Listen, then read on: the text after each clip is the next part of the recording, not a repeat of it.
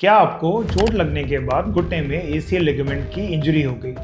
आपने डॉक्टर को दिखाया, एमआरआई हुआ और एमआरआई में एसीएल का टियर आया।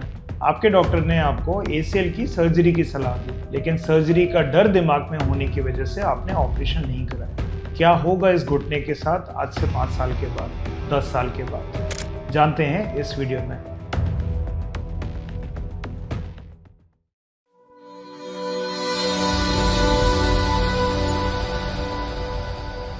क्या आपको चोट लगने के बाद घुटने में एसीएल लिगामेंट की इंजरी हो गई? आपने डॉक्टर को दिखाया, एमआरआई हुआ और एमआरआई में एसीएल का टियर आया।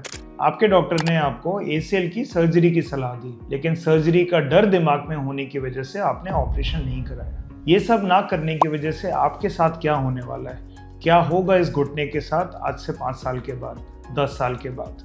जानते हैं इस वीडियो में। हेलो दोस्तों, मेरा नाम डॉक्टर युगल है और आज के इस वीडियो में हम बात करने वाले हैं उस कंडीशन की जब एसीएल लिगामेंट की इंजरी के बाद ऑपरेशन ना होने का घुटने के ऊपर क्या इम्पैक्ट पड़ता है। तो सबसे पहले तो हम ये समझेंगे कि ये लिगामेंट करता क्या है।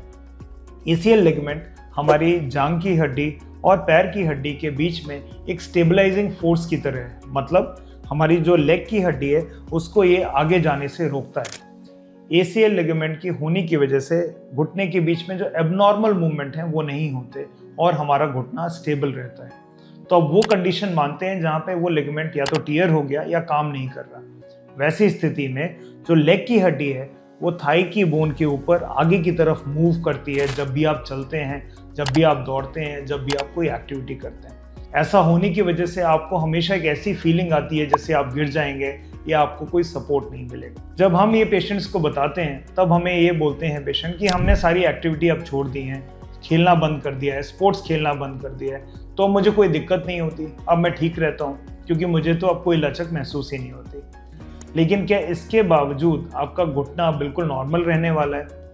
तो अब काम आता है एसीएल का दूसरा इस लिगामेंट का जो सबसे ज़रूरी काम है वो स्टेबिलिटी के साथ साथ घुटने में जो प्रेशर होते हैं उनको कंट्रोल में रखता है।